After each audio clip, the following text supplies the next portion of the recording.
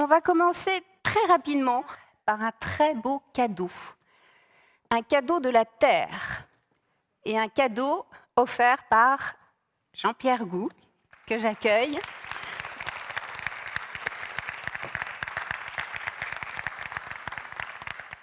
Jean-Pierre Gou, lui, vient d'un parcours scientifique, chercheur en mathématiques avec une partie de ta carrière aux États-Unis, en recherche, où ses travaux ont d'ailleurs été salués, avant d'être maintenant directeur général d'une société dans les énergies renouvelables.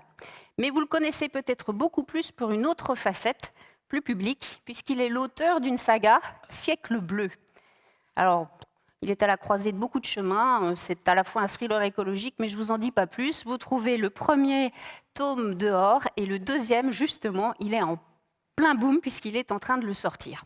Et puis, bien sûr, dans cette saga, eh bien, la planète a un rôle très particulier, mais surtout les astronautes et la vue de l'espace a un rôle particulier. Et ça fait le lien avec ton dernier projet, Blue Turn. Et là, je ne dis rien, je te laisse le présenter et surtout profiter. Merci beaucoup, Bénédicte. Cette photo s'appelle Blue Marble. Elle a été prise le 7 décembre 1972 par les astronautes d'Apollo 17, c'est-à-dire la dernière mission Apollo. Et quand ils ont pris cette photo, c'était la première fois qu'on voyait la Terre tout entière. Cette photo, elle a eu un impact très fort à cette époque-là, il y a plus d'une quarantaine d'années, et elle nous a permis déjà de découvrir le vaisseau sur lequel nous étions embarqués, et elle nous a aussi permis de contempler sa beauté et de comprendre sa fragilité, à un moment où les problématiques écologiques devenaient globales. Cette photo, à l'époque, a aidé les premiers mouvements écologiques à trouver le souffle et la force de se créer. Et sans cette photo, on n'aurait pas pu avoir tous les mouvements qu'on a aujourd'hui. Ces mouvements écologiques ont trouvé la force grâce à cette photo. Malheureusement, cette photo, même si c'est la photo la plus reproduite de l'histoire de l'humanité, puisque c'est la seule photo de la Terre que nous avions, s'est estompée avec le temps.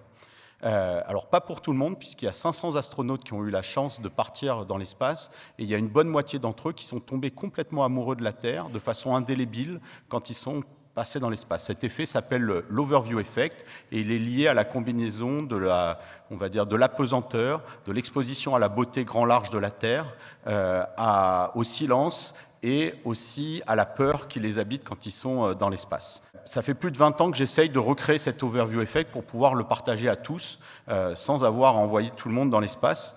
Et malheureusement, les images pour pouvoir faire partager cet overview effect et voir la Terre défiler devant nos yeux n'existaient pas.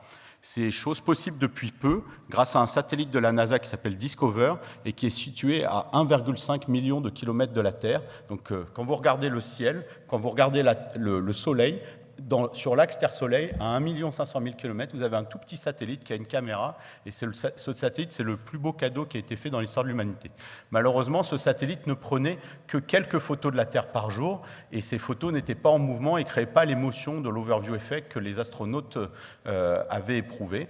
Et avec un ami, on a créé le projet Blue Turn, qui a justement pour vocation de mettre en mouvement ces images et de partager à tous cet overview effect. Donc imaginez-vous à 1,5 million de kilomètres de la Terre et vous allez contempler le vaisseau Terre, vous allez partager cette expérience avec nous ce matin et vous allez contempler ce vaisseau Terre avec tous ses habitants, les humains, les animaux, les plantes, tout le vivant, sur ce petit rocher perdu au milieu du cosmos. Et je veux aussi remercier Étienne Gauthier qui a réalisé une partie de la musique que vous allez entendre, les sons que vous allez entendre. Et voilà, donc contempler la Terre qui nous unit tous dans cette grande transition et on a une chance unique de vivre sur cette planète. Merci.